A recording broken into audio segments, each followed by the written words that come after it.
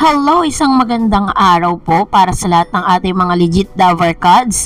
MVP or Manny B. Pangilinan at TBJ ay hakot award sa isa sa pinaka-prestigious awardee ngayong taong 2023. So, ano nga ba ang nakapaloob sa balitang ito? Ang lahat ng yan, but before that, if you haven't subscribed yet to my YouTube channel, please don't forget to like, share, and subscribe at hit mo na rin ang notification bell for more showbiz updates. Bago tayo magsimula, of course, syempre po, nais ko po muna magpasalamat sa lahat po ng mga legit viewers, subscribers, and legit Davercards, TBJ Defenders po natin na lagi nag-aabang at nakaantabay sa ating mga videos. So, isang maulang Webes po, no, sa bawat isa sa atin. Mag-ingat po tayo dahil dito po sa Metro Manila medyo malakas po ang ulan, ano? No, kailangan nating ingatan po at wag na tayo maglalabas kung hindi rin naman kailangan. So, nung sa araw nga po ng finals po ng paglalaro ng Gilas Pilipinas, spotted po ang ilan sa mga Davercards na sumuporta dito po sa biggest event ng bansa natin ngayon na ginanap mismo o nate-televise po dito po sa TV5. Siyempre, pinakita po ng TBJ at ng mga legit Davercards na sila po ay very supportive sa event na ito na pinangungunahan ni Mr. Manny B. Pangilinan na siyang nagmamay-ari ng network ng TV5. At ngayon ay pag-uusapan po natin ang ilan sa mga updates natin patungkol sa TBJ dahil talaga namang i-congratulate natin ang TBJ for this award. According po sa ilan sa mga news online, Tito Vic and Joey kabilang sa comedians na pararangalan sa Third Film Industry Month. Pinatutunayan lang dito na wala po sa edad para po masabing ikaw ay magtatagumpay kasi marami po kasi nagko-question na parang marami pong mga bashers ang nagko-comment patungkol sa issue na ito. Di naman natin pwedeng pigilan yun kung talagang sila ang winner, di ba?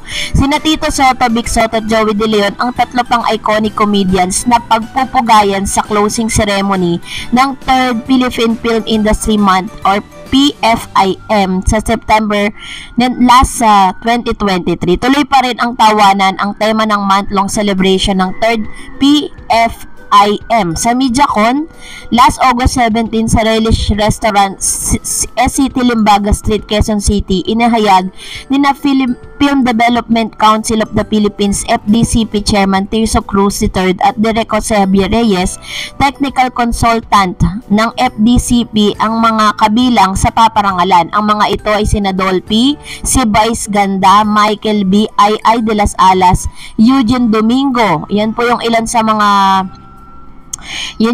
mga paparangalan. Merong tatlo pang i-announce nila later on ang TBJ nga. So dahil dito ay lahat po sila ay talaga namang masasabi mong winner. Natanggap ng ilan sa mga news online ng official announcement via email last August 29, 2023, Martes, isang buwan bago ang seremonya. Exciting kung magsasama-sama sa entablado ang TBJ ng EAT at TV5, Vice Ganda, and it's Showtime GTV, Michael B, Bubblegang, and GMA7. Doon pa lang, sa pagigest ni Michael B sa birthday celebration ng OG Alcacid noong August 19 sa Showtime, ang dami na nag-excite nga doon, Pero ito pa, ilan sa mga exciting, sabi dyan, ang citation ng FDCP sa TBJ continuously standing the test of time is the trio of Tito Vic and Joey De Leon, collectively known as TBJ. So, sabi niyan, for more than 5 decades, TBJ has been able to transcend the changes brought by time and has since become everyone's Davercards through the longest running television show in GMA Network. TBJ is able to embody authentic Filipino humor, providing their ability to build and establish rapport with evolving audience in a highly competitive market of the industry. So, pinapatunayan lang dito talaga na nobody beats, Talagang, kumbaga, pinikilala po ang TBJ sa isa sa pinaka masasabi nating best comedian na dito po sa ating mula noon hanggang sa kasalukuyang henerasyon. Pero kasabay nga nito, kinocongratulate din itong si MVP or Manny B. Pangilinan kung dati po kasi ang awardee po, ang pinaka, dahil nawala na kasi yung permit ng ABS-CBN, yung kanila pong prangkisa. So talagang nawala po sa limelight ang ABS, nakikikolab na lang siya sa GMA. So dati po ang number 1 na network is ang GMA po. Syempre wala naman siyang kalaban, 'di ba? Pero this time dahil po ang dami na pong magagandang programa at naging tahanan na rin ng TVJ ang TV5, kaya naman ngayon ay itinanghal ang TV5 as isa sa pinaka-best network. Tinanghal, no, naghakot award po sila sa taong ito, no. Talagang sobrang saya po ni MVP dahil talagang nakuha niya yung puso ng Pinoy.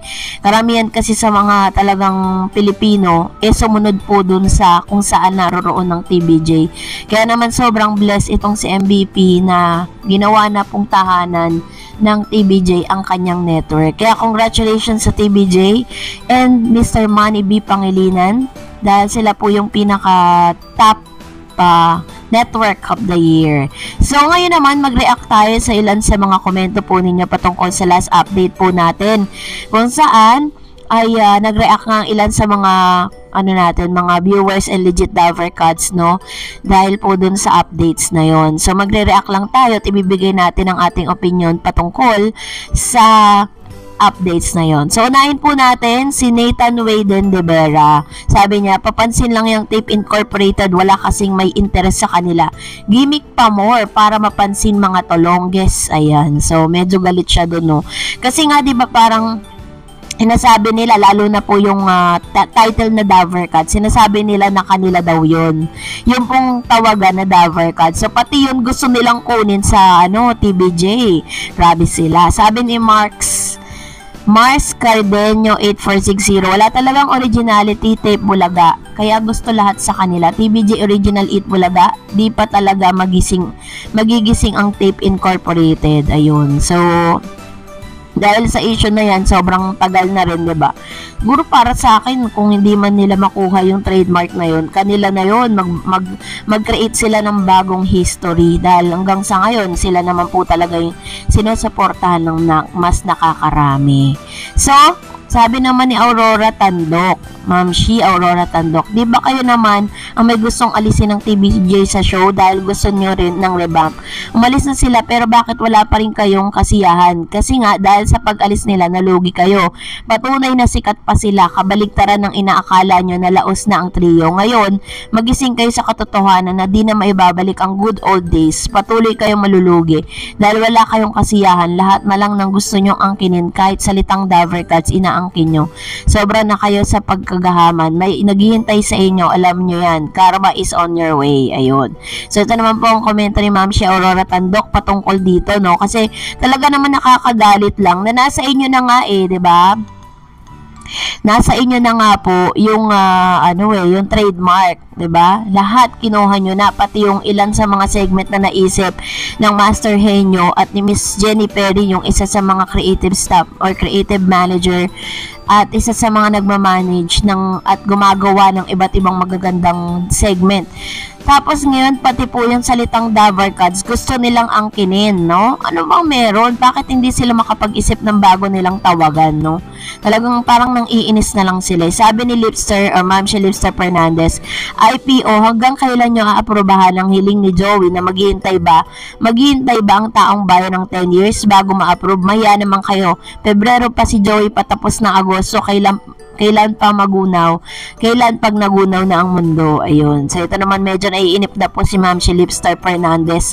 Alam niyo po kasi, 'di ba, when it comes to connections and when it comes to money, kaya po kasing budgetan niya ng tape, kaya talagang matatagalan talaga yan. Sabi ni April Cordero, desperado na po sila lahat na lang gustong ang kuhanin. Kulang na lang pati mukha ng TBJ kuhanin nila. Hehehe, ayun.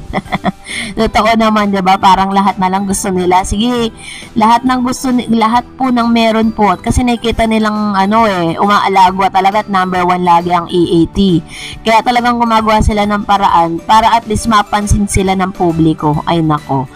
So anyway, maraming salamat sa inyong mga komento. Please mag-comment lang kayo sa comment section natin na related sa ating latest updates. At kung hindi pa kayo nakapag-subscribe, mag-subscribe na po kayo sa channel na ito para lagi kayong updated. Thank you so much. See you on my next